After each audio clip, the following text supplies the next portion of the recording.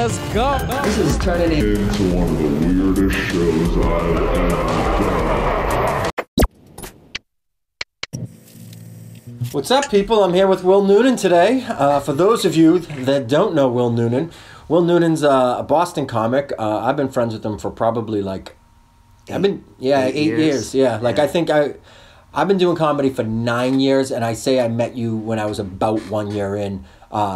I was living in Boston, obviously, but I think you had just moved back from New York. You had been doing comedy for a while out there. I was just telling someone the story the other day about Mike Bain. You know Mike Bain? Yeah. I was just telling him. Mike Bain's a Boston comic. By the way, I'm going to explain people as we go along. The first night I went out in Boston, like, ever, I didn't meet you. But then, like, I got a gig at Tommy's, or, like, a shot at Tommy's or something. And that was my second night, basically, out in Boston comedy. And I did, like, I just went to Tommy's and hung out, and I met you in Martin, Montana, and that was my first night. And because of your confident personality, I remember thinking, I've told you this before, I remember thinking, I was like, this guy's like one of the big headliners in Boston. He's like one of the big dogs. I think it's so funny because I've heard basically that version of me from like 5 different people. They're like, dude, when I met you, they're like, I was like, holy shit, I'm on the same show as Don Zollo. Like, this guy's like Joey Big Shit. That's that Tony Robbins shit, though. Like, that's what that is, because it works like a charm, because I had just come back from New York, 8 years in New York. I'd met plenty of, like, fucking big swinging dicks, and I was like, this guy is, he's got it. He's got it all figured out. And then you saw my act, and you were like, what the fuck is this? And we were, like, getting booked on the same gigs. I'm like, oh, it can't be that. Right, exactly. What? You're getting 15? I'm only getting 12. Maybe you are a good deal. That was a fun night, though, and it was, like, a fun welcome to Boston. It was you, Ryan Cott, obviously, and Martin, Montana. It was, like, 3 great guys. I don't know if it was the same night, but I remember one night at Tommy's with Martin, Montana, and I don't know if this will if it'll, like, trigger your memory or not, but the headliner, for whatever reason, might not have shown up, like... Something. Yeah, no, that was the night, and he asked... It was funny, looking back. He was asking us to do, like, 15. That's exactly... And it seemed like a big amount of time. The number I thought, I remember in my head, was 20. Maybe it was 20. And there's something that comedians, for all non-comedians listening, there's something that comedians do, and I don't know why the fuck they do it. And I've done it. So how much time do you have? And you'll have 10, but you feel obligated to be like, 25, I can do 25. Yeah. It's like your height, you know? Yeah, you just gotta add a little bit. Right. Actors do it too, like, it's a famous thing. Like, oh, can you ride a horse? It's like, fuck yeah, absolutely. You know, totally. Anything to get you, like, in there. And I remember having a conversation with Martin, Montana. You were probably there for this if you're remembering this the way I am. Yeah, I know exactly what you're going to say. And Ryan Cott, who booked Tommy's at the time, he books Nick's Comedy Stop. We'll give his cell phone number out at the end of the episode. Yeah. He loves anonymous requests for gigs. Loves those. He said to me and Will, he's like, well, to Martin, he goes, Martin, he's like, how much time do you have? And at the time, Martin legitimately had like maybe a half hour. And he's like, I can do about a half. And then he turns to me and Will, and he's like, so, like, how much time do you guys got? And both of us, we have probably 15 minutes between us. At the We're most. like, 20. I can do 20 easy, no problem. And he's like, good. Because I just found out the headliner's stuck in traffic, and there's a very good chance he's not even going to make it to the show. Yeah. And me and Noonan shit our pants. Yeah. And I was like fresh up from New York, and I was doing this thing where I was like, I'd been doing it 3 years, which isn't long, but I was like, I'm not starting over from zero, so I'm letting everyone know, like, I know what I'm doing up here. And then it was like this opportunity to perform under the gun, and I was terrified. I still think it's funny though. Martin Montana, he was so good at calling us on our bullshit. He goes, "What? You were serious about that? Come on, hey, whoa! I thought it was guys being guys over here, huh? Come on!" He like punches us in the shoulder. I thought we were just spitfiring. Spitfiring, yeah, that's right. Spitfire, guys being guys. Martin Montana, by the way. I'm worried about this. Is this blowing up? By the way, is this like peaking? That that goes red? Is this the volume for the mic? Yeah. I think you might want to lower it just a little bit. Well, Will Noonan would know better than I. I know a little bit about this stuff, and you don't want that in the red too much. All right, like a race car, as Vincent Vega from Pulp Fiction would say. Yeah, it's easier to raise it later than it is to, like, if it's blowing out. That's fine. It looks like fine. I'll take your word for it. Will has a really popular podcast called Hypothetically, and Will, the rationale behind the title? Oh wow. Well, it's a joke from like 4 or 5 years ago where I'd say high is how I get. I smoke weed, high is how I get, and pathetically is how I feel. And it was when I first started. I was like, I'm just gonna get high for an hour, and then I'll do a podcast. I'll do a podcast for an hour. And that was like the first 12 episodes, and then I was like, all right, this is too much work. It's not really a sustainable model. Just bullshitting stoned. I thought about a podcast idea, and I still might do it, but it'll be a here and there podcast. It won't be like a weekly thing by any stretch. And the idea is called 8 Beers Deep. 8 Beers Deep. And both people have to be 8 beers deep before you have the conversation. It's good, but you'll realize quickly, too. It's kind of like, these things are hard to do. It's just like stand-up. You think like, oh, I'll be able to get drunk and do it. I'll be able to get high and do it. And then you're like, oh, man, you want to be fast and you want to be thoughtful. Somewhat lucid. Yeah, somewhat lucid. But, yeah, so it eventually kind of became a podcast about, like, a comedian trying to climb the ladder. And then I would have people on from time to time. But mostly it's me just, like, trying to go from... If you go all the way back, I go from, like, MC to feature to headliner to miserable, like, happy, miserable, all the way through, so I like it.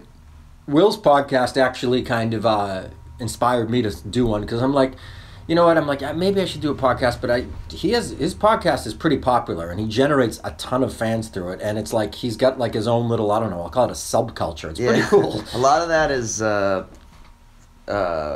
just amount of time. I'm over like 200 episodes now, and it's like this thing where I noticed like when I started to get around 100 episodes or so, I was doing a better production, but it was also like, oh well, it's fucking really putting out a lot of episodes. Maybe I should pay attention to this thing or something. It's so weird too, because it's like I like you as a human, I like you as a comic, and I'm like, I've only listened to a few episodes. It's like, there's so many fucking podcasts out there. Yeah. But it's like, I don't know, at the same time, I'm like, it does catch me where, like, every now and then I'll be like, all right, let's see what the fuck Noonan's up to. And I'm like, even if that's all this turns into with this podcast, I don't care. If people enjoy it. And the other thing, too, is I remember when I spoke to you about it, you were telling me, dude, I generate a ton of material out of it. That's 100% true. And that's why I started doing it, because I just heard that from...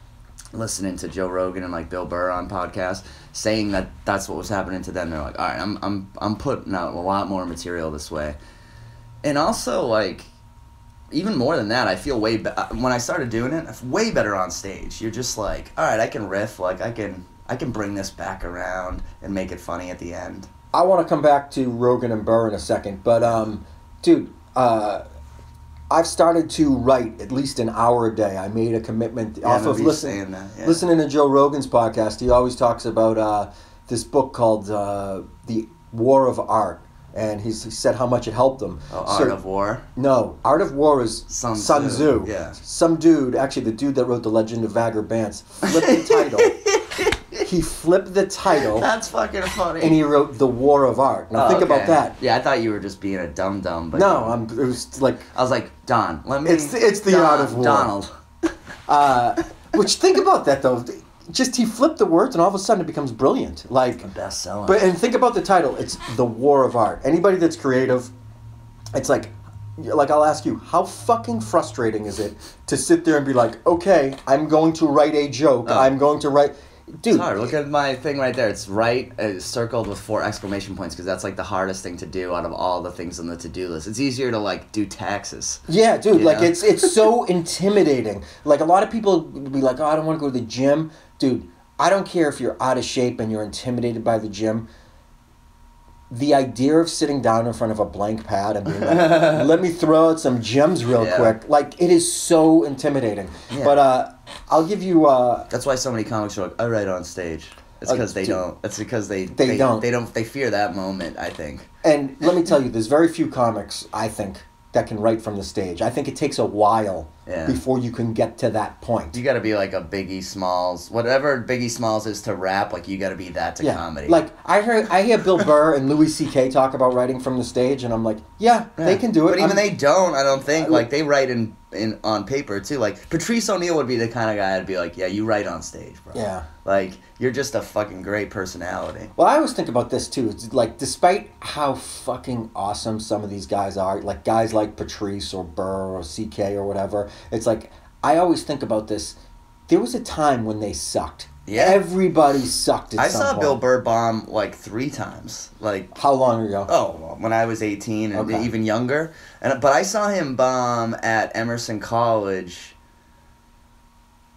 What I wouldn't consider a bomb, and I didn't consider a bomb as a fan then, but he was like miserable with it. This was before fame. I just had this miracle sort of Bill Burr history where he just seemed to be, anytime I would randomly go to a comedy club, he was on it. Which is probably more about the fact that he was constantly grinding. That's a good point. You know, like it wasn't like I was just getting lucky. He was probably everywhere. But when I went to college in New York and I was 18 and it was like we would go to comedy clubs just to drink, and it was like a fun thing to do. But you never got carded at comedy clubs. You didn't get carded that often anyway, but it was a guarantee that the comedy club wasn't going to card Really? you. I never heard that. In New York it was. I don't know if it was like that in Boston. Actually, you know what? Actually, I shouldn't mention the place because technically it still exists. doing it? Yeah, never mind. Yeah, because a lot of places, I've noticed that from the stage. I'm like... But I can think of a place, and I wasn't 21, so this is going back ages. But we were like, hey, let's go here. I hear they don't card. Yeah. And they didn't. No, and now that I think about it, maybe that was just a thing, and I didn't realize it, but we just stumbled Kind of makes upon sense it. because it's like you bought a ticket in advance. You're there. A lot of times you bought a ticket in advance. Yeah. You're there, and it's kind of an adult thing to go see a show. So it's like, fuck it, kid. Like, Right. You're not obviously. And how shit faced can you get in 90 minutes? It's not like you're gonna. Well, I'm from Saugus, so you'd be surprised. We would get shit faced too, but they kick you out at the end, so it's not really like you're gonna be there all night getting hammered. Right. But anyway, so we would the Barkers, the comedy Barkers would hang out outside our college and just. Me and my buddy would buy for $20. They'd give you like these packets of tickets that you could just show up anytime you wanted. We'd keep like 4 of them on us at all times. You'd be out getting shit faced in Greenwich Village, and you'd be like, "Let's go see the 1 a.m. Right. spots at the Boston Comedy Club, you know, or the Cellar." But Oh, so that's where you were bumping into Burr, was in New York. yeah, we go to. Well, I saw him a couple times here growing up, but really. Nothing notable. He was just like the young redheaded guy. But then I would go, I saw him and Patrice. I didn't even know Patrice O'Neal's name. Like, I didn't remember it until he did that show on VH1, the web show. Right. And I was like, I've seen that guy do stand-up like 10 times. Isn't it weird when you see that and you're like, oh, he's famous? Yeah, now he's famous, but I was like, I've seen that guy. But I remember I had a weird thing where I went up to Bill Burr one time. I'd had like a few beers, and I was like, it was funny. It was just like the kind of things we do now, you know? It was like a small show. It was maybe like 15 people in the crowd, and I'm walking out, and I'm like, I'm from Boston. And he's like, oh, yeah. And I'm just talking to some young guy, you know? And he's like, I'm even younger. Right. And he's like, yeah. He's like, he said something like, you know, he was talking about like sneaker parties, and I like, he was talking about it on stage, and I kind of acted like, just to not like kill his bit. I was like, yeah, sneaker parties. And then I remember like in the stairwell, he's like, yeah, you know, sneaker parties. And I was kind of like, what is a sneaker party? dude, I still don't know. But I was just like, yeah, and I was kind of shit-faced. And I remember him being like, you don't know what sneaker parties are. Yeah, I don't fucking know. And they were all kind of like busting balls or whatever. I just remember being like, this is cool, like, and then, fucking like a decade later or something, I was at Dan Smith opened for Burr at the Wilbur, and he got me backstage to go like. What year is this? Jeez, I don't know, like 2015 or something, 13. So I go backstage at the Wilbur, and I like meet Burr, and I shake his hand, and we hung out for like an hour or two. But like just shaking his hand, I had like this weird deja vu moment where I was like, I shook this same guy's hand when he was 24 and not famous. It's just strange. Life crosses paths. Like, you know, Yeah. I always think about like just the weird people that you've interacted with in the past and you had no idea. Like past them. Like, or you even talked to them. Like, I don't know. Like, this might be bad. You could have asked Nelson Mandela to make you change in like 1980. Well, he probably was in He's jail. been famous. But like, all right. But you get my point. Yeah. Like, Well, there's a photo. I saw a photo yesterday of Eva Mendes, the famous actress. She was getting an autograph from Alyssa Milano when they were like both 16. Right. Or all kinds of stuff like that. You know, you think about who. when you date someone, you hook up with a girl, and you've both lived in Boston your whole life. It's like, how many times have you guys passed each other? How many times have you guys both had the same $20 bill? I've had girls that I've dated been like multiple girls that I've dated been like, I've seen you on stage before. They're like, I've watched your show. Yeah. And I'm like, and you're still going out with me. Well, that's my favorite thing. That's what I want people to think of me like I thought of Burr. Like, wow, I feel like I see this guy every time I go see comedy. That was like something I was really trying to like accomplish for a while. Because it's just a good feeling for people to be like, wow, I always see you out, you know? Yeah, no, well, it shows you're working. Let me come back for a second. We were talking about Joe Rogan and Bill the Burr. Oh yeah, fuck. The War of Art. So, dude, I listened to this book. Listen to a book, because that's what we do now. I do that, yeah. And it counts as reading. Totally. I listened to that book in I think it was 2 days, and it was unbelievable. And I was like, as soon as I read it, listened to it. I think you can even say read it, though. I feel that way, too. What is reading? You look at words and then narrate it to yourself in your head. I'm not bullshitting you. I think you probably get more if you look at the words and put them into your brain rather than if you listen to them. But I could be wrong, but try this. This is an information gangbang. I've done this a couple times. You listen to like a book and you visually have it in front of you. Like, I feel like the information just pounds your subconscious. I've done that I've read it, and then on like while I work out, I listen to it after I read it. Okay. I've done that, which is kind of like a double down. Yeah. So I have to say, and I'm not bullshitting, like, I made the commitment as soon as I listened to this thing. I was like, I'm going to write for at least 1 hour a day for 30 days. Yeah. It's a great commitment. I don't even know what day I'm on. It's like probably approaching day 50 now, somewhere in there. Like, I got to check the calendar. But I find that most of the days, I'm like, I write well longer than an hour. Yeah. Usually at least an hour and a half. Started, yeah.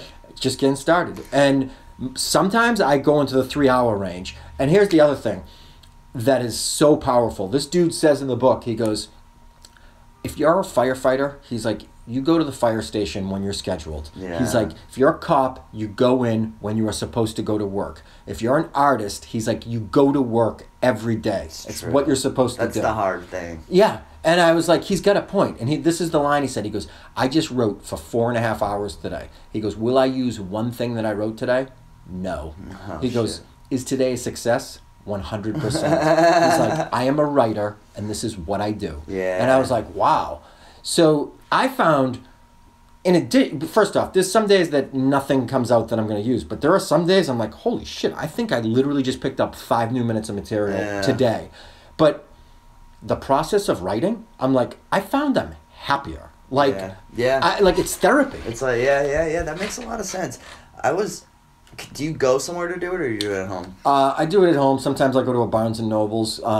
Really? Where do you find Barnes? Well, I go to the sexy Barnes and Nobles, which got that fancy coffee shop in it. Oh, okay. There's a Starbucks up the street here. I've thought about. There's a library too. I'll just go there sometimes. You go to a library? I feel like if you're really gotta do it there. Yeah. You know who got me on that was I heard Goldman saying on a podcast that he does 2 hours a day every day, and he goes to a library to do it because then he really feels like he's got to fucking do it. I actually wouldn't mind going to a library to go do it. Like, dude, I think that would be. You know that cool. joke I do. So I tried to do what you're doing right now. I maybe did it for like a month. Mm-hmm. I tried to do what Goldman was doing. I went to the library every day, and I would spend at least an hour and a half, sometimes 2 hours. And in that, all I did in that month was write that bit that is now my closer. That Ethan girl Frome? reading out loud shit.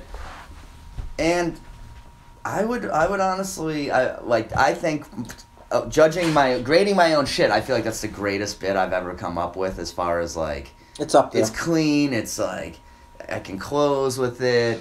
I'm proud of it because it was so hard to write, right? But anyway, like, that's all opinion. But it's like, I got it from this process. And you do it a lot. I don't mean to cut you off. You do that a lot, not as a closer, too. Am I right? Or am I making that? Yeah, no, you've probably... Because I try and... When I was working on it, I wasn't closing with it. Okay. And now I'm trying to close with... I'm trying to get other shit good, so I'm opening with it or middling with it. But yeah. But I still think, like, all right, I'm proud of that joke because it didn't work for a long time and I got it to work. and that was from sitting there and writing. And I still barely do that. Like, I don't do that as much as I should. So think about this. All right. I don't know what I'm up to now, but after 30 days, I went and counted it. I had just entered into a third notebook. Each of the notebooks that I did was about 100 and 100 pages. And the reason I say about 100 pages, they were 70 full pages, but I wrote on the back of a ton of them.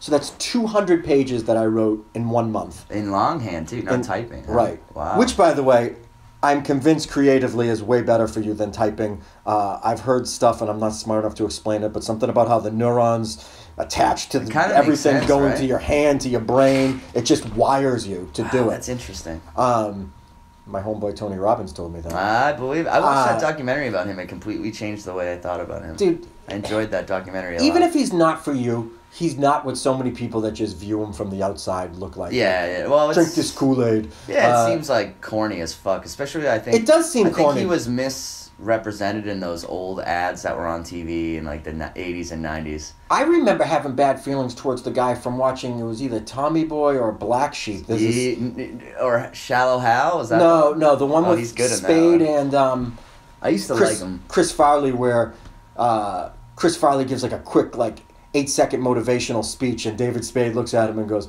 "Thank you, Tony Robbins." Actually, I think it's the other way around. Spade gives the motivational speech, and Farley nails the punchline. Yeah, I used to like him on Howard Stern when he would go on. Tony Robbins was on Howard Stern? I thought so. I think so. Yeah, and Howard Stern would really try and fuck him up and. Oh God, I'd love that. Get him to sort of expose himself as this phony, and couldn't really do it. It was two kind of geniuses. I got to tell you, I've seen the guy live.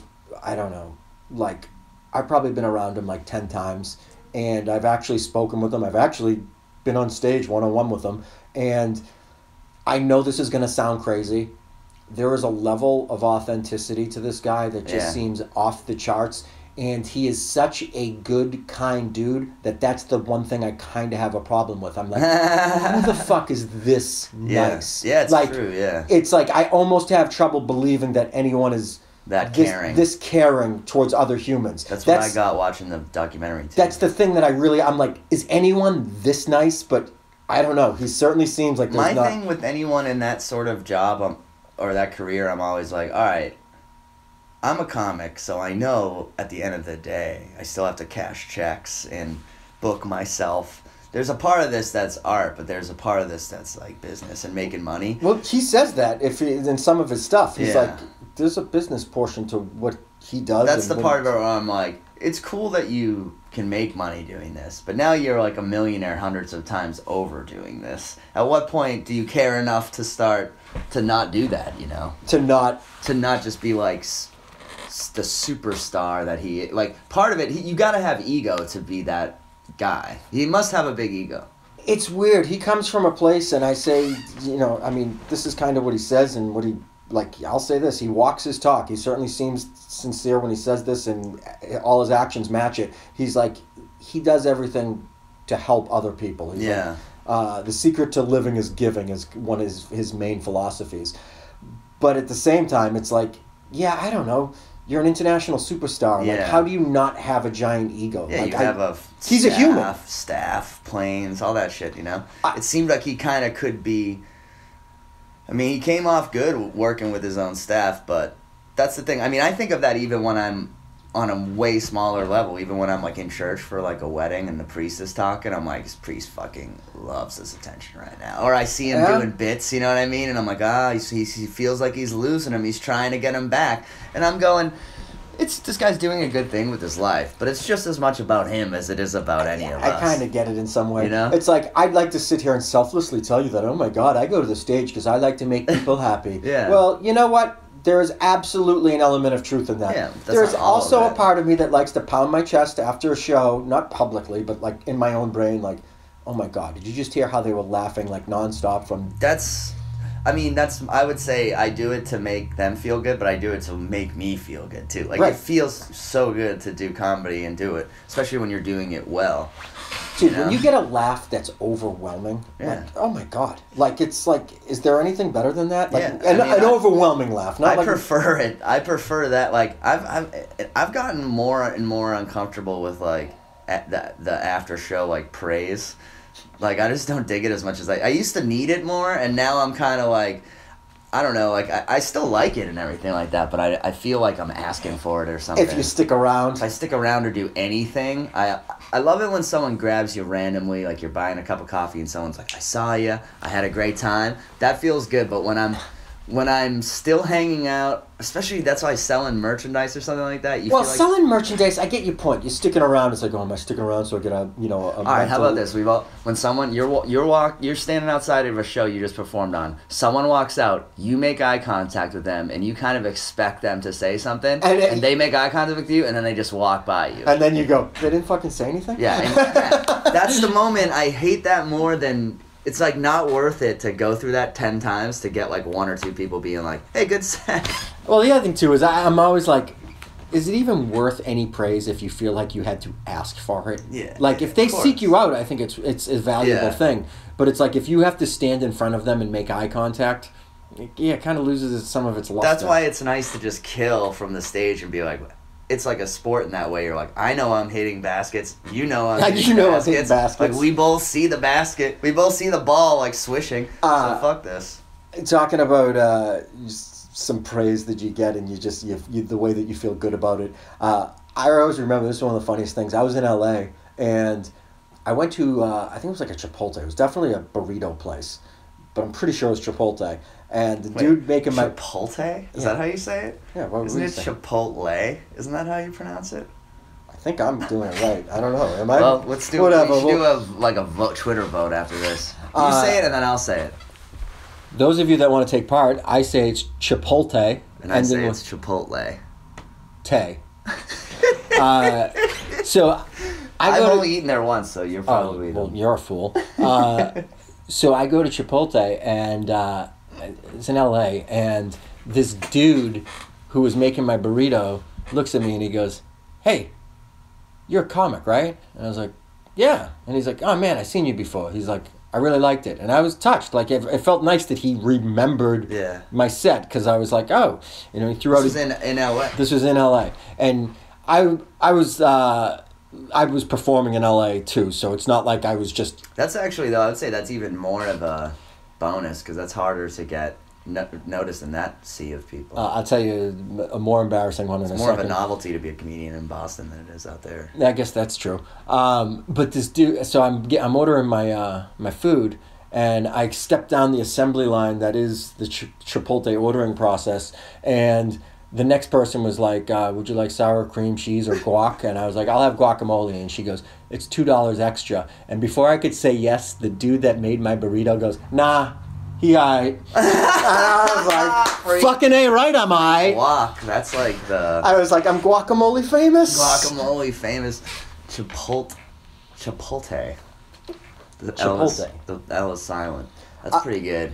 I'll tell you one. This is like, I can remember this moment.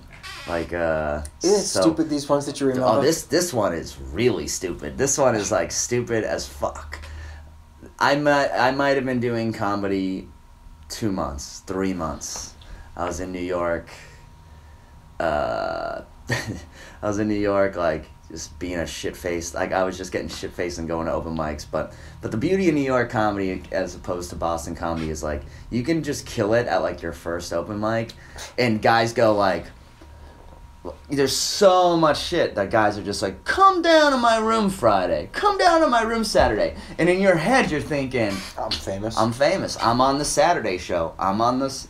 What they really mean is like, and bring 10 people and tell everyone you know, or it's at 1 a.m. There's just a lot of time to fill, and a lot of stuff that feels real. You're like, I'm at a comedy club. I'm looking at the schedule. Jim Gaffigan's there at 8. I'm there at midnight. I'm going to see him. We're going to be in the green room. Like, all that We're probably going to become close friends. Yeah, we're probably going to be buddies. Like, I'm just in. And that's how it feels. So I was in, like, that first 3 months where I'm sort of navigating what clubs are real clubs, what clubs are kind of just, like, tourist traps or whatever. So there was this club in Times Square... I think it was called Ha Ha, but it was a fucking, they had bought a laser tag facility with, like, it had 4 different laser tag rooms, and they'd converted each one of those rooms into comedy showrooms. It was one of the weirdest set-up comedy clubs in the world because it was like you could tell they like barely fucking changed the decor from laser tag. That was where the gig was, right? And I'm walking in, and I was just completely. The only thing about me that might have been noticeable that I was a comic was I used to wear a sport coat like to my first gigs. Like, oh God, a teenage Will Noonan in a sport coat. I was actually probably 24 at this time, but I was like, I would wear a sport coat over like a t-shirt with the jeans. You know what's sad I'm is a comic. I actually think that's a good look, but at the same time, it's so much like I'm a 1980s comedian. Everyone, look at who is a professional. Yeah, it was 2004, 2000. No, it was probably around 2006, 2007. So I was probably a little bit like in style at the time, but also it was an affect. I was like trying to put on my comedy jacket, and I used to wear this Richard Pryor T-shirt all the time because it was just so you know, I also know a little bit about the history of this art form. Oh my God! But anyway, at this time, I think I was just in the jacket, and I had a backpack on, but I was coming to this show, which was probably going to have 8 people at it, but the comedy club Barker was like a black... For those of you that don't know, by the way, Barkers are people that stand outside of a place, whether it's a bar or a comedy club or any concert hall, whatever, and they're like, hey, come on, you want to come and get tickets tonight? We got tickets right here. They're super cheap. Come get us tickets. Yeah, and this guy was doing just that, and he was a black dude, and he was like, I had seen him do stand-up, and I'm like, this guy's fucking funny, you know? And he was out there, and he was like... But I'd never met him before, and he was going, comedy show tonight, comedy, come see some comedians, and I'm trying to walk in to the building, and he goes, there's one of them right there. He goes, that's one of the comedians you're going to see tonight. That's what you're going to see. And I was like, I'm like, that's me. And I go in, and I was like, he knew I was a comic just by looking at me. God. It felt so good. Were you like, so you were like proud that like you were being pointed out in society? I was proud that he knew that I was doing comedy. Like this other guy who was probably like another open micer, but to me, established. I always say this. I think that you officially become a comedian the moment that you don't want people to know you're a comedian. That is the day. Like, because I think about when I started, it'd be like... that's one of the milestones. Like, what are you gonna have for lunch, Don? I'll have a piece of pizza. I'm a comedian. I would like sandwich it into stuff that had no relevance, and I'm like, now if I don't know you, the odds of me wanting to tell you I used to invite everyone to my shows. I'd be like, come see me, and now I'm like, don't come. I almost named this. I had 2 ideas for a podcast name, and the idea is I'm gonna have on people that I like and that I enjoy and that are interesting, and I'm like, so they're awesome people I know, so that's what I went with. But there's also a part of me that's like, no one gives a shit. So I was thinking about like, thank God no one's listening. And I'm like, when you first start, I'm like, people care that you're doing comedy, your friends, your family. After that, after like a year, no one cares. Oh yeah, it's like pulling teeth. So I just stop. And then they care again when you start doing like some cool shit. Yeah, like if you start hanging with like cool famous people or do a couple like. When I did that Schubert thing, all of a sudden, like, everyone wanted to come. All these people who were, like... And it's also weird, the shit you think is gonna be, like the stuff, like, in comedy, you're like, man, I'm headlining a comedy club, this is such a big deal. People are like, oh, I thought you were doing that already. It's so weird. But then you're in, like, the Boston Globe, and, like, people from high school are calling you, like, they're fucking freaking. You in the Boston Globe, bro.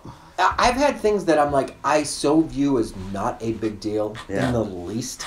And people are freaked. And like then I do stuff that I'm legitimately really proud of and no one cares. It's true. That's how comedy's like that so much. Like, but that Schubert thing was like that. I was just on a good show with a bunch of comics. The Schubert thing, for people that don't know, and if anybody listening outside of Boston, the Schubert Theater is a really big theater in Boston, kind of a historic place. And about like, I don't know, I'd say 2 to 3 times a year they'll put together a lineup of like 4 ridiculously good comedians, and they usually bang out the place. They usually sell the place out, and Will was on one of their last ones. It's not an easy thing to get on. Oh, that's nice, but it was cool, but it was like all of a sudden it was funny, the people coming out of the woodwork to want to come see.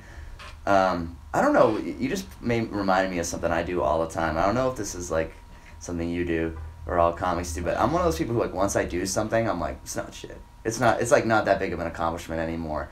Like I don't have an easy time being proud of my past accomplishments. All right, I'm gonna agree with you. I'm gonna agree with you and simultaneously disagree with you with this next thing, which just happened. The point of my career I've been at, and the amount of progress that I feel I've had in comedy the last, let's say, 4 years is minimal. Like, am I better than I was 4 years ago? Absolutely. But I'm like, I just feel like I was a little bit better. The amount that I feel I've improved in, like, let's say, I don't know, the last 4 months is a lot. Yeah. And I'd say I've been comfortable doing 25 to 30 minutes for about 3 or 4 years. That's not a headlining set. Now, have I headline clubs? Yeah, because, maybe I'm going to sell a lot of tickets to this thing and they'll put on 5 comics instead of 3, and I'll end the show with 25 minutes. So, in a sense, have I ever headlined? Yeah, yes. but am I doing the full 45? No. And I fully admit, after 30, it gets dicey. That's the hard part. I can, dude, 30-minute mark to, like... To 30 to 40. 30 to 40 is, like, the tough stretch. And to, the like, checks 45. are going Yeah. out. And for those of you not in comedy, there's a variety of things that do it. 1, you have to have that much material that's solid. 2, towards the end of the show, they start giving out the checks. The waitresses are coming over. They're talking to the customers. They're taking away from their concentration. If it's Nick's Comedy Stop, it's the second you hit the stage as the headliner, the checks go out. And you're just like... And it's hard to build momentum with that. And then the other thing is, they're tired. Like, they've just watched 45 minutes of comedy before you get on stage. Mm-hmm. And now you're at, like, a half hour to 40 minutes in. You can see it in their faces. That's when material matters, too. It's like, if everyone's done their 5 minutes on Tinder... Your 5 minutes on Tinder sucks now. Yeah. So I recently did what I will call my first real headlining. And it's like, okay, Don, we'd like you to come in and do 45. And I was very happy with my first weekend of, like, legit headlining. The first show was it was real small, actually. Probably only, like, maybe 14 people or something like that.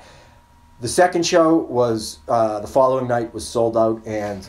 Like, this is where I'm going to say, I was actually fucking proud. I was actually, like... Nice. I drove home and I was like...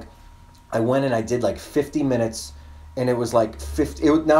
This crowd was hot. This crowd, I think I could have pulled the mic to my ass, farted, and they would have laughed for 4 minutes. But I did 50 minutes, and I'm talking everything. Yeah. Everything crushed for 50 minutes. And I never feel that way. Even when I do well, I walk off the stage like, oh, Jesus Christ, that was a Those are good, shit. though. You need one of those every now and then. Dude, then. it was like, I drove home and I'm like, this single show will sustain me for like 3 months. Yeah, I know that feeling.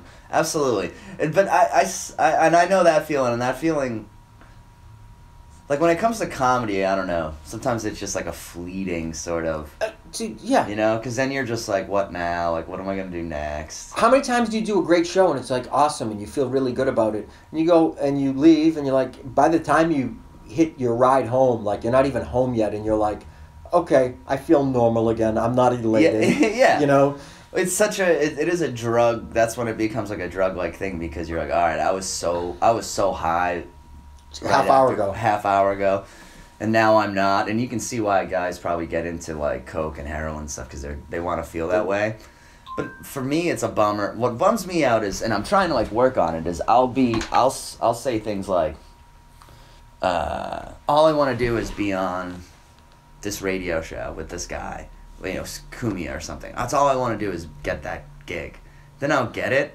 And you don't feel and like then I'll do it, and I'll feel that feeling for, like, a little while, but then I'll start to be like, everyone goes on that show, or it's not that big of a deal. Isn't that fucked that you take away that accomplishment in your brain? Even with, like, running, I've gotten into running hardcore, and it's like, I'll be like, it was a huge deal for me to do 10 miles, and then it was like a week later, I was like, well, people run 50 miles, so, like, what are you? I think that's, like, the Catholic shit. Dude, yeah, I have some weird Irish Catholic stuff that floats around in my brain that doesn't let me enjoy stuff. But I was talking with a friend who's run the marathon. She's actually run multiple in a very short period of time and did this from out of nowhere. And she was insanely proud of herself, which she should be.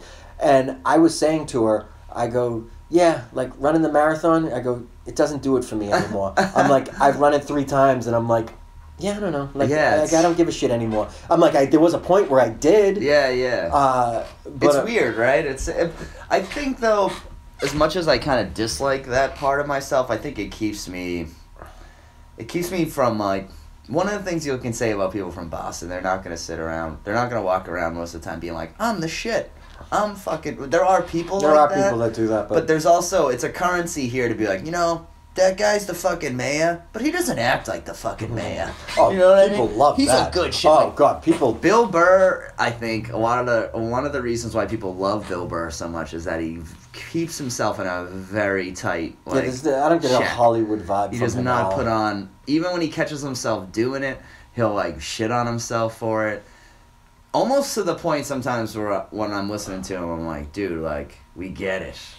You're still You're Bill a regular Burr. guy. You're still Billy, And I think it gets into your head sometimes where you're like, oh, don't think you're the shit just because you're doing this thing.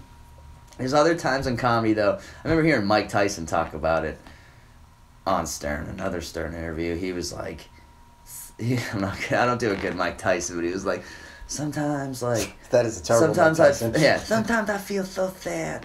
And then he was like, he gets depressed, right? He's like, but sometimes he's like, your ego, he's like, that's when your ego's like your best friend. He's like, you gotta be like, I'm the greatest. And he's like, before a fight, that's when you gotta pump yourself up. And I think that's how comedy is. You just build to do it, you gotta be like, I'm the shit. I'm the funniest person in this room. I'm funnier than all, and that's why I'm going up there. And then when you get up there, it's like, I don't know, you don't want to be, I don't know, like, I get the point. Like, yeah, I'm the shit, I gotta go up there, I gotta fucking kill. But then it's like, yeah, am I an asshole? Do I want to sit here and pound my chest for, 45 minutes? Right. It's a tough, somewhere in the past couple of years, I started to feel this weird level of calm on stage where, like, I feel better I feel better than I do all day when I'm doing stand-up. Like, it's like a fucking... I find that I'm happier in life when I'm doing it, and maybe not even in the moment while I'm on the stage, although I enjoy being on the stage. But what I mean is, if I don't go on stage, if there's like a period where I don't go on for like 4 or 5 days, I start to get on edge. Yeah, no. I'm like, I become pissy. Yeah, me too. I get all kinds of bad things. And I don't think it's like I need the laughs. It's like, I don't know, maybe on some level it's... I think it's just like working out or something. You get, it's a big emotion you're putting your body through, even when it's... That's a good way to put it. I've never heard that. Even when it's a small open mic or something. I used to say to someone, I just got to take a mic out of a stand and put it back in. Like, that's the vibe I get. Like, just give me like 2 or 3 minutes. I just got to get up there, get the heart pumping, get out. Yeah, that fear of, I don't know what the fuck's going to happen when I go up there. Yeah. Because that is one of the things, like, It's a chaos. Dude, if I don't have a gig... Last night, it was fucking freezing. I didn't have a gig. And I was sitting here, and like sometime around 8:30, I was like, I need to go for a walk or something. I need to do something. It was 8:30 at night, and I was just fucking like stir crazy. My body got like, though, hey, we're supposed to be fucking putting out brilliant thoughts right now, or what we think are brilliant thoughts, like, because you know what I'm saying? It's like that's the thing. Like, obviously, most of it's not gonna be brilliant, but your brain's like, that's what you're shooting for. How frustrating is it when you're like, oh, this is fucking brilliant. This is going to make me rich. This will make me famous. I will get my own television show off of this. And then you say it and people just stare at you. Like, none of my bits that I think are going to be the winners are winners. And the ones that I think are going to be like, this is barely passable, people won't like this, end up being like the bits that openers and closers. How about when you have a throwaway line on stage, like you just say one little rinky-dink thing at the end, and then they're like, oh my God, that was so funny! My favorite thing, and still happens to this day, and it reminds me of being funny in high school. Like, being funny in high school is fucking awesome. Being funny in high school is the best. But this used to happen to me a lot in high school, and it only happens to me once in a while now. But every now and then I'll say something on stage, dead serious, and it gets like this huge laugh. Isn't that fucked? And then I'm like... Oh, that's the joke? And then I'm like, damn, that was... I'm able to look back and be like, that was funny, but I did not. And I'm playing it like I meant to say that, but and let me ask you this. When that happens, because I do this, I'll say something and it's like, it gets a really big laugh, and I'm like, oh, that's not where I meant the laugh to come in. Then I start asking myself, geez, are you even funny? Do you even get credit for doing that, for making that joke? Because you didn't mean to. My brain's just going like, note that, like keep that for next time. Speaking of that, what I've started doing, and this is such a no-brainer, but geez, it took me fucking 9 years before I learned to actually do it, was I started recording myself. And I'm like, that it takes a lot of the strain off of remember that. I've been doing that for at least 6 years. Yeah, I'm a fucking idiot. Like, there's a lot of stuff. I don't listen to all of them, though, obviously, but, you know, Lenny Clark gave me, like, he was like, you listen to those? Because he saw me, like, playing with it. He's like, you listen to those? I'm like, I really do. Like, a lot of comics will say, I record every set, but I fucking almost never listen to it. I've started recording them and started listening to them. I hope to keep up with this. I just go back and go, all right, I listen to the part I want to listen to. I don't listen to my whole fucking... Oh, if I listen like, to myself tell the gay brother joke, like, I want to kill myself. I get that. I get that 100%. Like, but anything that's remotely new, or if I've done a bit that I've done 1,000 times, but I might have said a line in there. Like the other night, I was doing my Tom Brady bit, and I kind of just unconsciously threw a new tagline in, and I was like, ooh, that's really good, and they laughed at it. And I forgot what it was, and then I went back to listen to the set, and I was like, oh, God, I gotta go fucking scan through this Tom Brady bit that I don't want to listen to again. Yeah. But I'm like, oh, here's what I said. It's like listening to yourself hit on a chick, you know? Oh, God. You're like, you fucking asshole. You fucking phony piece of shit. Imagine if you had to watch or listen to yourself hit on a chick. That's exactly what I think about when I'm listening to myself do old bits. It's like listening to... it's fucking... So, you're an Aquarius? I'm a Libra. That's pretty cool. You know, it's just a creep. How about this? You have, I have, like, I don't even know what they are, but I know that once I'm involved in a conversation with a chick, I'm like, I have go-tos. Oh. Okay, if she says this, we're taking it route A or route B, and no matter where we go, I have this to say. Yeah. Go. Answer this question, and I have an answer already ready, and I'm like, it's so fucking lame. It's true. It is. Too. You can see it. I see them doing that, too, though. Sometimes you can see it in their eyes. They're, like, telegraphing their next move, which is like, I have a story for that. I'm waiting for you for you to finish. Yeah, I'm waiting for you to stop talking. That's something that the whole entire world needs to get better at, is just like, whatever the next line is that the person says, reacting in a way that you don't already have planned out for what you're going to say. You notice people don't like ask follow-up questions anymore, like or often. Someone's got to be so fucking interested in what you're talking about to ask a couple follow-up questions. You'd be like, I was in a commercial with Tom Brady. People would be like, cool, Tom Brady, isn't he? Then they'll throw a fact at you that they know about. I feel like it's more, instead of tell me about it. Or I'm sort of working on. This is tied into like my thoughts lately, because I'm trying to work on this thing about how like the internet is just turning us all into the bullshitter at the end of the bar. Like, remember Cliff Clavin on Cheers? It was like, well, blah, blah, blah, blah. And everyone would be photosynthesis. Everyone would be like, oh, Cliff. We're just all that guy now. Yeah, no, that's not the worst analogy, dude. It really isn't. Like, I get that. I think this is a big problem. People don't actually talk enough. Yeah. Like, dude, so much is text, so much is Facebook or Twitter or even Instagram photos to get info. You're not alone in that. That I feel like there's a cultural, like, everyone, society is kind of coming around that way right now. We're like, all right, this was a fun little time. I'm dead serious when I say this. I think that a good amount of the violence that's in the world comes from anger, and the anger is we're not getting enough human connection. And I mean that as in sitting here talking face to face with another human being and not having my face buried in a phone while I do it. I think it's true. I never even really thought about the anger part of it, which is probably true, but I definitely think it's like the cause of all this depression and anxiety everyone has. They're all wrapped into one. Yeah. Anxiety, depression, anger, they're all like the same feeling, just with different levels of energy with them. Yeah, I have like anxiety, and it kind of comes and goes every few years. And it's normally bad when I'm isolated or I'm doing something that I shouldn't be doing, like being like I'm in a bad relationship, or I'm like not working out or eating a lot of shit or something like that, you know. Those things all contribute to it. But when you isolate yourself all the time, which it's so easy to fucking do now. Dude, here's the thing. For me, I live alone. Yeah. I don't have a day job for probably, I don't know, the next 4 months. Yeah. I'll go back to having a day job sometime in the spring.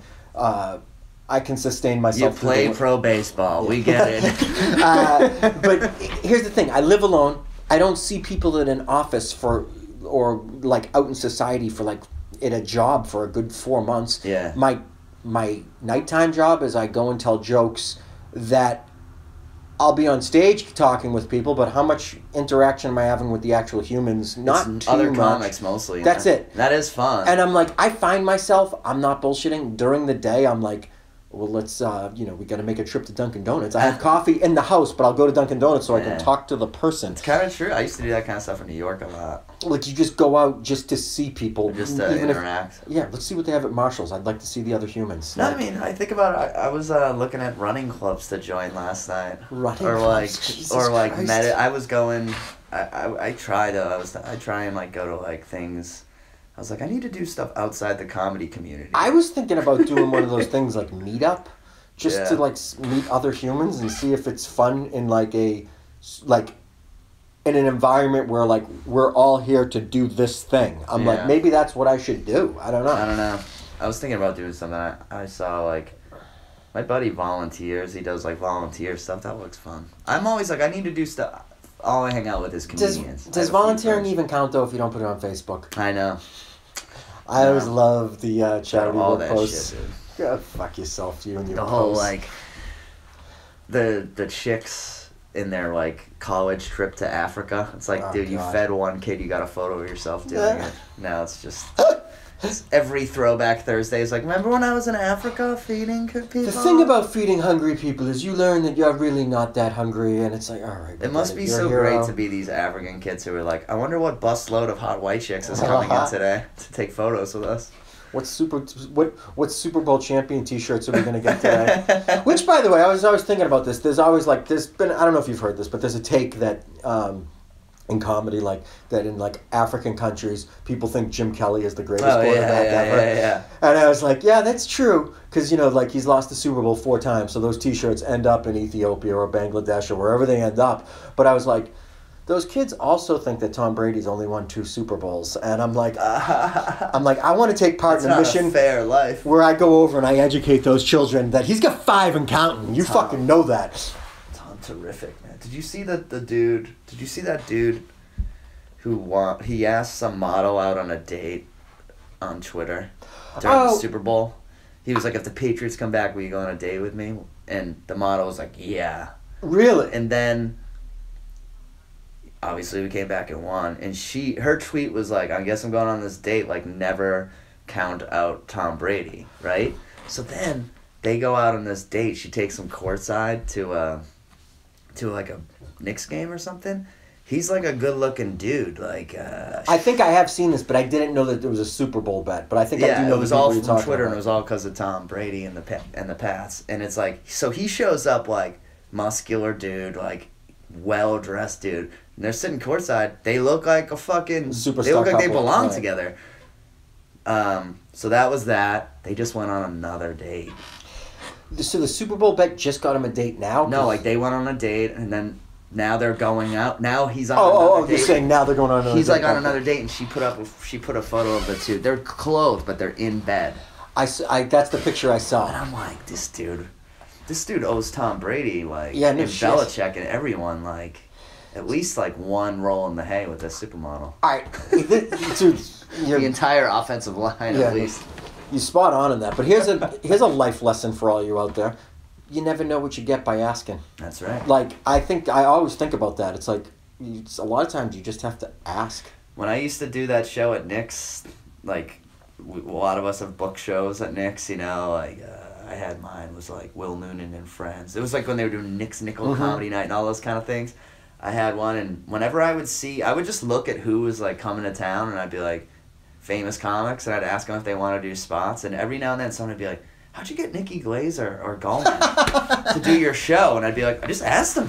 And they said, yeah, and they're here. Well, Gallman, I don't know, from my experience. He's just a good fucking dude. He's a good dude, and he's just fucking But a lot of comedy. people were too afraid to ask him to do their shows. I remember this. So before I ever got into stand-up, I remember watching Dane Cook's Tourgasm on HBO. It was a series where he went across country. Same here. Right when I started, that was one of the things where I was like, I'm going to do this. Dude, And I love Dane Cook, and I always hate that people bashed on him as bad as they did. I'm like, It's dude, he might not be your bag, but like, let me tell you, great bits though. the guy's fucking funny. My favorite thing is my thing about him is how people are like, oh, he like had no jokes. I'm like, he had some really fucking good jokes. I Dude, think. and even so, if you can take something that's not funny at all and make it funny, like just by the way you perform, more power to you. But everyone says that's the knock on him. But I got into him from listening to his CDs. I hadn't seen him until I'd heard like a couple hours of his shit. So I wasn't like into Dane Cook because he jumps around on stage. I heard him on Retaliation, which is his like for second CD that he put out, and I thought it was amazing. Like I thought it's one of my favorites. I did. The only thing I didn't like about him when I was listening to him was I'd be like, I sound like this guy all day. After listening to him, I'd catch myself talking like him, which was like just douchey. When I drove, dude, I get it. When I drove Uber, I used to listen to podcasts a lot, and I'd listen to Rogan, I'd listen to Burr, and I'd listen to Burr a lot because I can't listen to Burrs for that reason. I found myself when I was driving Uber and listening to him, and then I'd shut it off. And I'd be talking to the customers, and I started talking in Bill Burr's cadence, and I was like, whoa. Yeah, I stopped. I was like, you've got to stop listening to this. I've stopped that, and I've seen... I just stopped listening to it, like, years ago. I was like, I can't listen to this podcast. I heard it on stage. Like, I heard myself on stage just not even necessarily doing, like, his voice, but, like, his style. And then I think a lot of it is in... I wouldn't consider this stealing. He's Boston. You're Boston. Yeah. I'm Boston. There's a lot of common personality in there. A lot of like the... If people want to shit on me on my podcast, like the mean comments will be like, oh, you want to be Bill Burr? Like, one of my favorite ones, like the funniest ones was I put out a rant. Like, I had ranted about CM Punk fighting in UFC. So I clipped it and I put it on YouTube. I'm like, these are good ways to get people to listen to the podcast. But it was a very Bill Burr-esque like kind of rant. And this guy was like, you're so mad at CM Punk for wanting to be a MMA fighter, like when you want to be Bill Burr so bad. I was did you know who did it? No, some anonymous YouTube thing, awesome. but it did make me like laugh so hard. Hey, let me circle back for 30 seconds here. So when I'd watched Torgasm, that's when the first time I ever saw Gary Gulman. Yeah. And I was like, oh my God, this guy's so funny. Like, holy shit, he's wicked funny. And then you actually see what he's more of his act that wasn't on HBO, and you're like, oh, this guy is brilliant. He's off the charts good. He really is. The word brilliant really does apply to it. Yeah, like you hear people say that. No, he's brilliant. He's and it's like a savant. Like I say that. Well, you know what? I would say savants, but I think savants just have it naturally. Savant indicates like also like it's just like it's like a part of his brain. It's now it is, but I'll say this: that guy didn't get out of bed and that just happened. Like that guy, from all accounts, everybody here works his ass more than anyone. But he's like. I'm not joking. He's one of those people that you look at and you're like, oh, he might be the best comedian in the world. Like he might. Like if you said it, you're not crazy. Like no, I think you know, there's things that guys like Kevin Hart have, and I like Kevin Hart. This is not like a knock, but I could watch Kevin Hart shovel snow and probably die laughing. The guy's just fucking funny. Like everything he does is funny. That's one type of comedic power, and Gary Gowan's like, my opinion is just he's such a good. His mind is the power. His jokes, what he writes, writing is you the could power. Read what he says without him saying it, and it would still be funny. And Chris Rock kind of has both of those things. I just saw him recently, and I was like, this guy's bits are insane, and he's such a good performer that you don't even realize that he's like saying this genius shit. It's just going down so smooth. It's like he's talking. It's going down like candy, but it's actually some really huge. And like big points that this guy's making. I love that when somebody can do that, but that shouldn't necessarily be what comedy's about. But I do like it when a comedian's good enough to be really funny and make points. Yes, and I think Goldman's thing is just my opinion is that he's one of the greatest writers, if not the greatest writer. Like you'll hear guys like Louis C.K. talk about how good of a writer his writing's Gary ridiculous. Goldman is, and his performing is so good because one, it's as good as it is, but he does it so subtly. Like, I mean, I like to think that I'm a pretty good performer, but I'm jumping around, I'm moving. The only thing that's holding him back is that he's Jewish.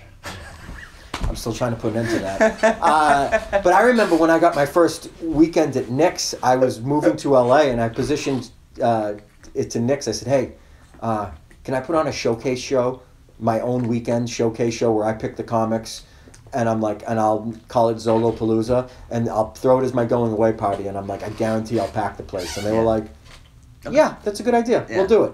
So they did it, and I was proud of myself. Hey, look, my name's at Nick's. Hey, way to go, get my diary. And then I got a call. Get my diary. When you start out, like, that's a huge fucking thing.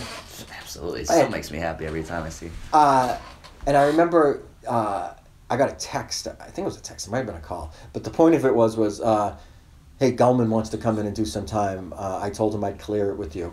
And I remember being like, one, fuck yeah. But two, I was like, oh, they need to clear it with me? Yeah. Oh, do I? Like, I was like, yeah, if he wants to do some time, I guess that's okay. But, like, to me, that was legitimately like, holy shit, get my diary. And then you start seeing these people out more and more and like, oh, he's a human. Like, he's a person. So like, I always say that, Sweeney won't listen to this, but I always say that was one for me, it was like, I'd grown up, I'd probably seen, he was probably the first person I ever saw do stand-up was probably Steve Sweeney, if I can remember. Mm-hmm. But I mean, my parents brought me to a lot of shit because I was like the youngest and everyone was old, so it was like, just I can remember when I was little, when I'm talking little, like I'm talking like 6, 7 years old, being in my parents' car and them doing this thing going, Daddy from Dorchester, and that's one of Sweeney's like old bits, and I'm like, I can remember that from when I was like 6 or 7. Yeah.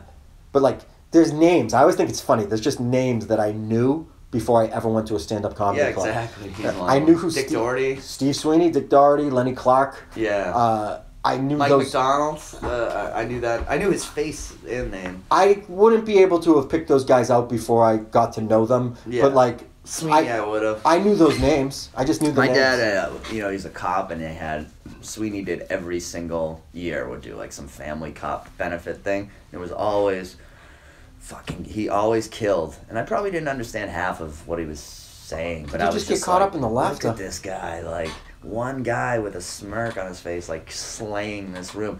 The mayor, the priests, my parents, all laughing together. It's awesome. So I remember like when I first started knowing him, it was so Did you weird. feel like, I kind of made it? Like I did. I 100% did. I still, there's a part of me and him were walking through someplace together, and people were like giving him love, and there was like I'm a grown fucking man who's done some things himself, and I'm like, yeah, I'm friends with Steve. I'm like, yeah, we're walking through here together. But I had another one of those recently. I did a radio show with Artie Lang, and I was like sitting there. Like to my right is Anthony from Opie and Anthony. To my left is Artie Lang from Howard Stern. Jesus Christ, that's cool. And I was like, I'm a huge fan of both of those guys. And I was sitting there, I was just like, this is fucking like, I feel like I'm like watching through my own eyes instead of like living.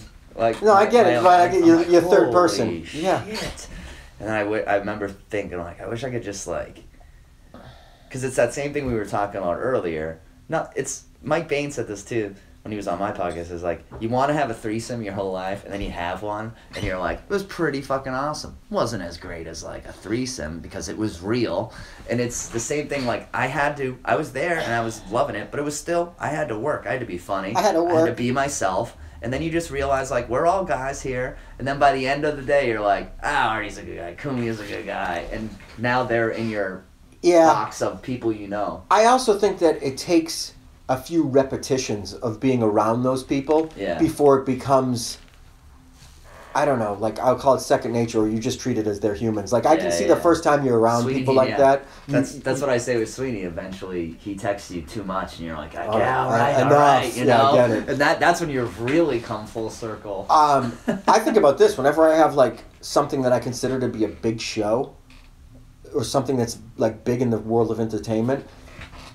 I like to have had some bigger things that I've done before, even if they didn't work out. Like, for instance, like you did the Last Comic Standing invite with me, right? Yeah. Okay. Yeah. So I was like, I was kind of nervous for that. Like, I was like, oh God. Yeah. But then it's like, I don't remember. I did something shortly thereafter that was sort of a big deal, and I was like, oh, well, I did that NBC thing like last month, so this is not a big deal. And I was like, I can't even remember what it was, but whatever I viewed as a big deal, I was like, I was just happy that I did the NBC thing and it didn't work. Because, all right, I already got that repetition. I've already been there. And like everything think that's an important thing, like, and it kind of what gets people out of open mics, people who are stuck in open mics. They don't want to do anything that's like doesn't pay off. It's like, oh, I could go do this terrible cable access show, but no one's gonna watch it, and it's not really me. But it's like, yeah, but you go do that terrible cable access show when Conan calls. It's obviously not gonna be. That's right. It's obviously. But at least you've done something. You've done something.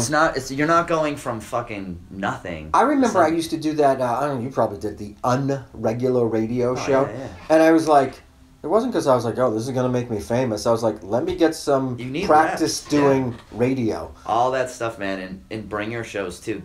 A lot of people are against them. Like 100%, these are scams. It's like. They're not scams. You know how many They're not gigs scams. I got from doing bringer shows? A shitload, dude. You go in, you prove yourself. No one else, they won't look at you without this thing, without these people, you know? I totally get it. I could talk for another hour and a half here, but I'm like, I don't know. No, and over an hour. Yeah, anything past this point on, I think people just see the amount of time on an audio clip and they're like, fuck that noise. I'm with that. And they get really big. Like, I did a 2-hour one because we were just rolling. I had to, like, delete half the shit off my computer just to, like, fucking get it on. Yeah. So, Will, I've had an awesome fucking time today. Thanks for doing the podcast. And, I don't know, I will see you most likely later this week. Thanks, Don. Oh, actually, you got anything you want to plug? Oh, just my just go to willnoonan.com and all my connections are there, my Twitter and social media.